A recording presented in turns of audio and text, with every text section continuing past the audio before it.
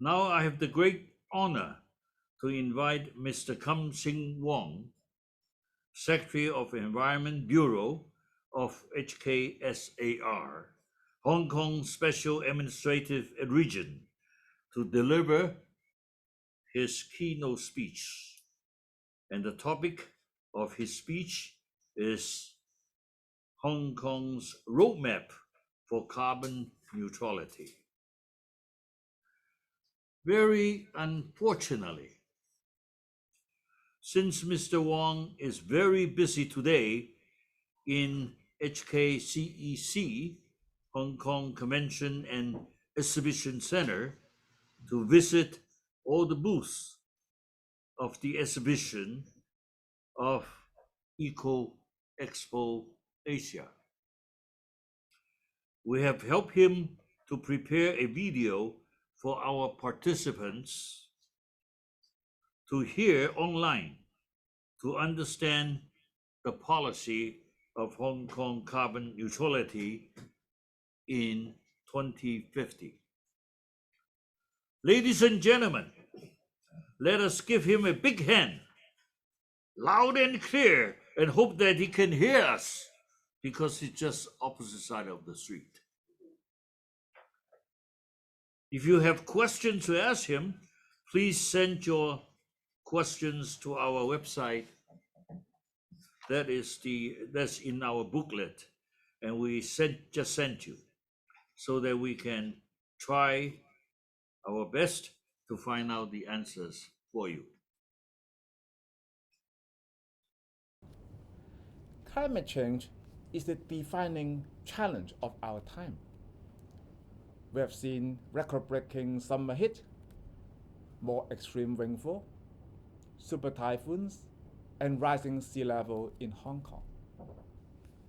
In late 2020, the Chief Executive of Hong Kong SAR made a pledge to achieve carbon neutrality before 2050. The Hong Kong's Climate Action Plan 2050, launched on 8 October 2021, set out proactive strategies and measures on deep decarbonization. To achieve carbon neutrality, our four major tasks are to go for net zero electricity generation and transport, and to reduce our energy consumption, and to cease landfilling of municipal waste. The government also allocates Hong Kong dollars 240 billion in the next 15 to 20 years to take forward various measures on climate change, mitigation, and adaptation. Electricity generation and transport are the two largest local carbon emission sources, recently accounting to more than 80% of Hong Kong's carbon footprint. Firstly, let's review the fuel mix of Hong Kong's electricity generation. In 1997, Hong Kong stopped the construction of new coal power plants. Since then, we have been gradually replacing coal with natural gas and zero carbon sources for power generation.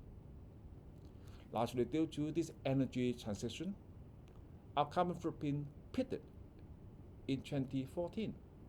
In 2020, our carbon emissions were about one-fifth below the baseline of 2005, with a per capita emission of about 4.5 tons per year, which has dropped by almost 30% from the peak level of 6.2 tons per capita in 2014.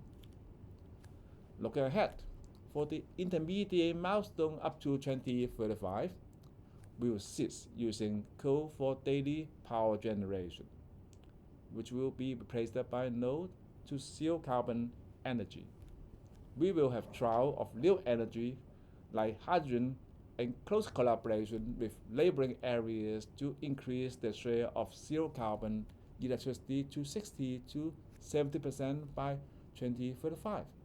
Meanwhile, we target at increasing the share of renewable energy like solar, wind, and waste energy in the fuel mix for power generation to 7.5 to 10% by 2035.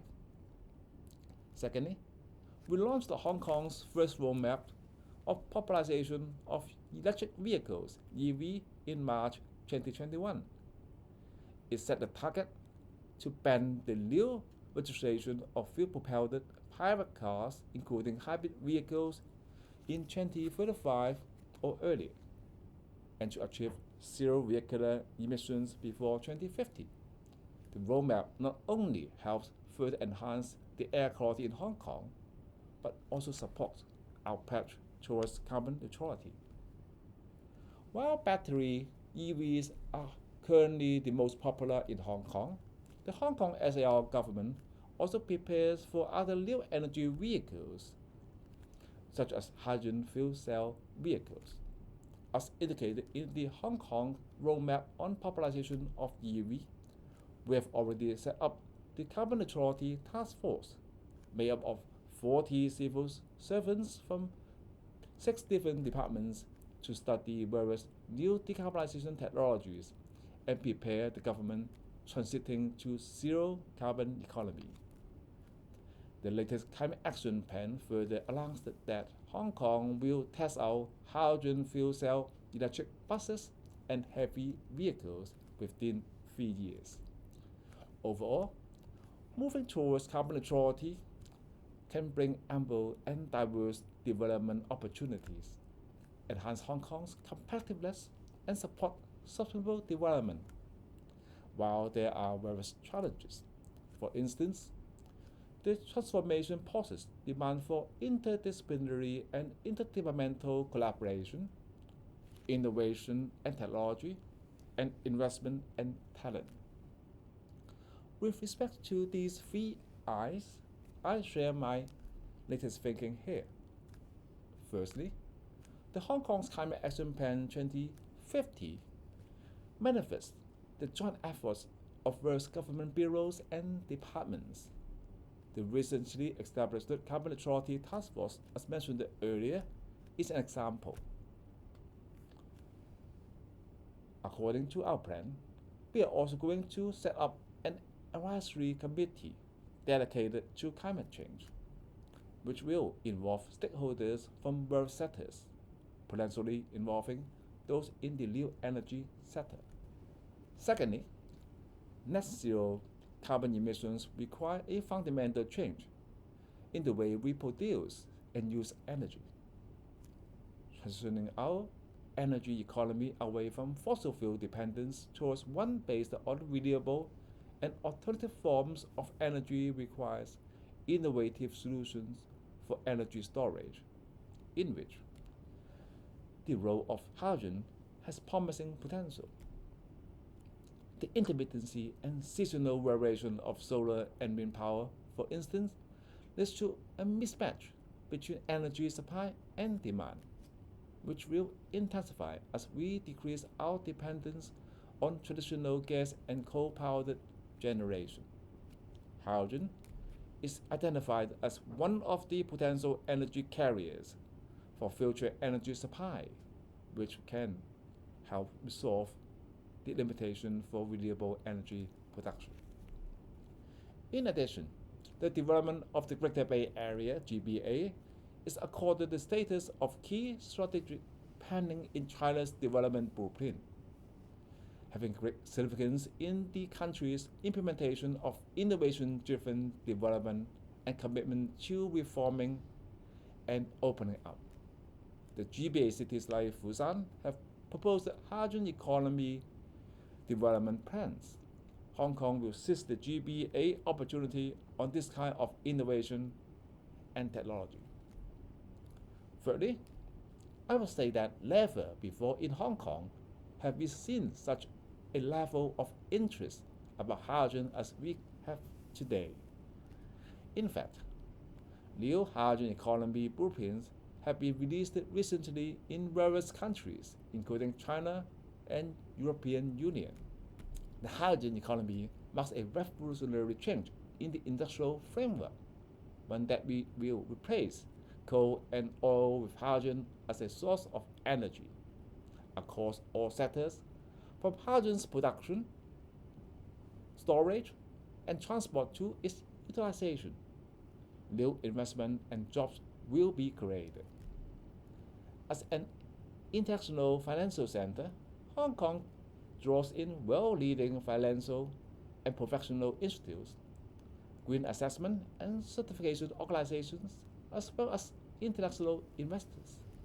With these capabilities and advantages, we are well placed to develop our city into a regional green finance hub by serving as a premier investing platform for green enterprise and projects. We have a significant role to play in addressing climate change, including the investment in new energy economy, including hydrogen economy. Last but not least, demand for talent is another challenge. Hong Kong has several world-class universities, well-equipped and staffed with talented academics and professionals. Our universities have the capability to contribute in the development of decarbonization technologies and green economy.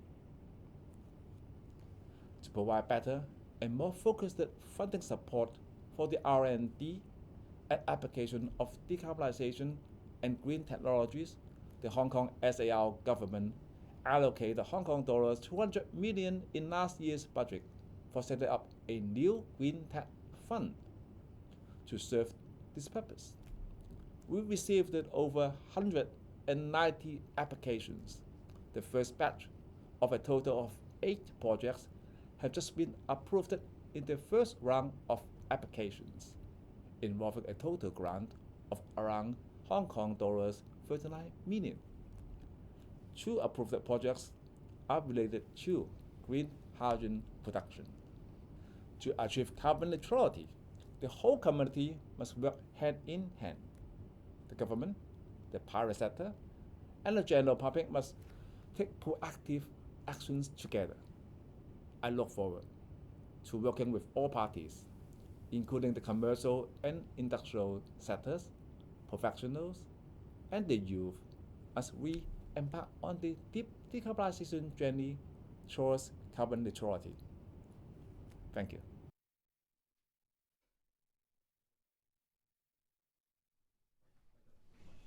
Ladies and gentlemen, since Mr. Wong is currently in the exhibition, if you do have some questions, you can write in and we will try afterwards to find out all the answers for you.